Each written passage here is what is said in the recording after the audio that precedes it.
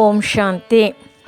ಅವ್ಯಕ್ತನಾದ ಪರಮಾತ್ಮನನ್ನು ವ್ಯಕ್ತರೂಪದಲ್ಲಿ ಕಾಣಲು ಮೂರ್ತಿ ಉಪಾಸನೆ ಆರಂಭವಾಯಿತು. ಭಾರತದಲ್ಲಿ ಪರಮಾತ್ಮನನ್ನು ಈಶ್ವರ, ಶಿವಲಿಂಗ ಎಂದು ಹೇಳಿದರು. ವೇದಗಳು ಏಕಂ ಸತ್ ಆನಂದ ಸ್ವರೂಪ ಎಂದು ಹೇಳಿದೆ. ಚೈತನ್ಯ ರೂಪದಲ್ಲಿ ಋಷಿಮುನಿಗಳು ಪರಮಾತ್ಮನ ಕುರಿತು ಧ್ಯಾನಿಸಿದ್ದಾರೆ, ತಪಸ್ಸು ಮಾಡಿದ್ದಾರೆ. ಯಾವುದೇ ಗುಡಿ ಕಟ್ಟಿ ಮೂರ್ತಿ ಪೂಜೆ ಮಾಡಿಲ್ಲ, ತಪಸ್ಸು ಮಾಡಿದ್ದಾರೆ. ಇದು ದ್ವಾಪರದ ಆದಿಯಲ್ಲಿ. ನಂತರ ಅನೇಕ ಧರ್ಮಗಳು ರೂಪಿತ ಆಗಿ ಅನೇಕ ನಾಮಧೇಯಗಳಿಂದ ಪರಮಾತ್ಮನ ಉಪಾಸನೆ ಆರಾಧನೆ ಶುರುವಾಯಿತು. ಅಸತೋಮ ಸದ್ಗಮಯ, ತಮಸೋಮ ಜ್ಯೋತಿರ್ಗಮಯ, ಮೃತ್ಯೋರ್ಮ ಅಮೃತಂಗಮಯ. ಇದರ ಅರ್ಥ ಪರಮಾತ್ಮನು ಅಸತ್ಯದಿಂದ ಸತ್ಯದೆಡೆಗೆ, ಅಜ್ಞಾನದ ಅಂಧಕಾರದಿಂದ ಜ್ಞಾನದ ಬೆಳಕಿನ ಕಡೆಗೆ, ಮೃತ್ಯುವಿನಿಂದ ಅಮರತ್ವದ ಕಡೆಗೆ ಕರೆದೊಯ್ಯುತ್ತಾನೆ. ಧರ್ಮಾತ್ಮರು ಜನ್ಮ ಪಡೆದು ಧರ್ಮಗಳ ಸ್ಥಾಪನೆಯಾಗಿ ಆಯಾ ಧರ್ಮಗಳ ಧರ್ಮಗ್ರಂಥಗಳನ್ನು ರಚನೆ ಮಾಡಲಾಯಿತು. ಮೂಲತಃ ಎಲ್ಲ ಧರ್ಮಗಳು ಪರಮಾತ್ಮ ಜ್ಯೋತಿರೂಪವೆಂದೇ ಅಭಿಪ್ರಾಯಪಟ್ಟಿದ್ದಾರೆ. ಭಾರತೀಯರು ಶಿವ ಎಂದು, ಆಂಗ್ಲರು ಗಾಡ್, ಮುಸ್ಲಿಮರು ಅಲ್ಲಾ, ಯೆಹೋವಾ ಎಂದು. ಭಾಷೆ ಬೇರೆ ಬೇರೆ, ಆದರೆ ಭಾವನೆ ಒಂದೇ ಆಗಿದೆ. ಶರಣರು ಪರಮಾತ್ಮನ ಕುರಿತು ತಮ್ಮ ಭಾವನೆಯನ್ನು ವಚನ ಮೂಲಕ ಹೇಳಿದ್ದಾರೆ. ಜ್ಞಾನದ ಬಲದಿಂದ ಅಜ್ಞಾನದ ಕೇಡ ನೋಡೆಯ, ಸತ್ಯದ ಬಲದಿಂದ ಅಸತ್ಯದ ಕೇಡ ನೋಡೆಯ. ಕೂಡಲ ಸಂಗನ ಶರಣರ ಅನುಭಾವದಿಂದ ಎನ್ನ ಮನದ ಕೇಡ ನೋಡೆಯ. ಪರಮಾತ್ಮನ ಸತ್ಯ ಜ್ಞಾನದಿಂದ ಜಗತ್ತಿನ ಅಜ್ಞಾನ ದೂರವಾಗುವುದು, ಸತ್ಯದ ಬಲದಿಂದ ಅಸತ್ಯದ ವಿನಾಶ ಆಗುವುದು ಎಂದು ಸ್ಪಷ್ಟಪಡಿಸಿದ್ದಾರೆ. ನಾವು ಪರಮಾತ್ಮನನ್ನು ತಿಳಿಯಲು, ಪರಿಚಯಿಸಲು ಎಲ್ಲ ಪ್ರಕಾರದಿಂದಲೂ ವಿಚಾರ ಸಾಗರ ಮಂಥನ ಮಾಡೋಣ. ಭಗವದ್ಗೀತೆಯಲ್ಲಿ ಹೇಳಲಾಗಿದೆ, ಜ್ಯೋತಿಷಾಮಪಿತ ಜ್ಯೋತಿ ಸಮಸಃ ಪರಮುಚ್ಯತೆ, ಜ್ಞಾನಂ ಜ್ಞೇಯಂ ಜ್ಞಾನಗಮ್ಯಂ ಹೃದಯ ಸರ್ವಸ್ಯ ವಿಷ್ಟಿತಂ. ತಾತ್ಪರ್ಯವೇನೆಂದರೆ, ಪರಮಾತ್ಮನು ಜ್ಯೋತಿಗಳು ಅಂದರೆ ಆತ್ಮ ಜ್ಯೋತಿಗಳಿಗಿಂತಲೂ ಶ್ರೇಷ್ಠನಾಗಿದ್ದಾನೆ. ತಮಸ್ಸಿನ ಆಚೆ ಅಂದರೆ ಅಜ್ಞಾನದ ಕತ್ತಲಿನಿಂದ ಆಚೆ ಇರುವನು.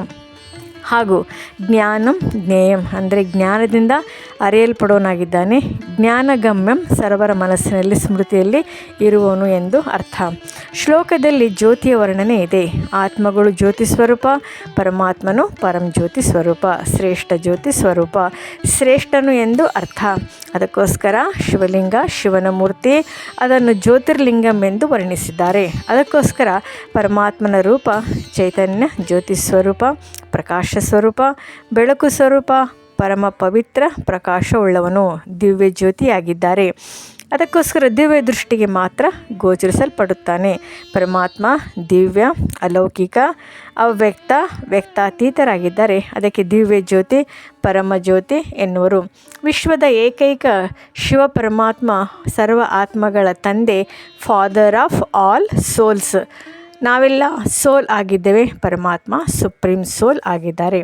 ಎಲ್ಲ ಧರ್ಮದವರು ಸಹ ಪರಮಾತ್ಮನ ರೂಪ ನಿರಾಕಾರ ಎಂದು ಅಭಿಪ್ರಾಯಪಟ್ಟಿದ್ದಾರೆ. ದೇವನೊಬ್ಬ, ನಾಮ ಹಲವು. ಪರಮಾತ್ಮನಿಗೆ ಓಂಕಾರೇಶ್ವರ ಎಂದು ಸಿಖ್ಖರು ಹೇಳಿದ್ದಾರೆ. ಜೆಹುವಾ ಗಾಡ್ ಇಸ್ ಲೈಟ್ ಎಂದಿದ್ದಾರೆ. ಜೈನರು ಅರ್ಹಂತ್ ಎಂದು ಹಾಗೂ ಬೌದ್ಧರು ದಿವ್ಯ ಜ್ಯೋತಿ ಎಂದು. ಎಲ್ಲ ಧರ್ಮಗಳು ಪರಮಾತ್ಮನನ್ನು ನಿರಾಕಾರ ಎಂದು ಪ್ರಬಲವಾಗಿ ನಂಬಿದ್ದಾರೆ. ಭಾರತೀಯ ಅನೇಕ ಬಗೆಯ ಭಕ್ತಿ ಮಾಡಿ ಭಾವುಕರಾಗಿ ಪರಮಾತ್ಮನನ್ನು ಎಲ್ಲೆಡೆ ಇದ್ದಾನೆ ಎಂದು ಎಲ್ಲವನ್ನು ಪೂಜಿಸುತ್ತಾರೆ. ಕುರುಡರು ಆನೆಯನ್ನು ಗುರುತಿಸುವ ಹಾಗೆ. ಆನೆ ಬೃಹದಾಕಾರ, ಅದರ ಒಂದೊಂದು ಭಾಗ ಒಂದೊಂದು ಪ್ರಕಾರ. ಒಬ್ಬ ಕುರುಡ ಕಿವಿ ಮುಟ್ಟಿ ಆನೆ ಕಿವಿಯ ಮರ ಎಂದು ಹೇಳಿದ.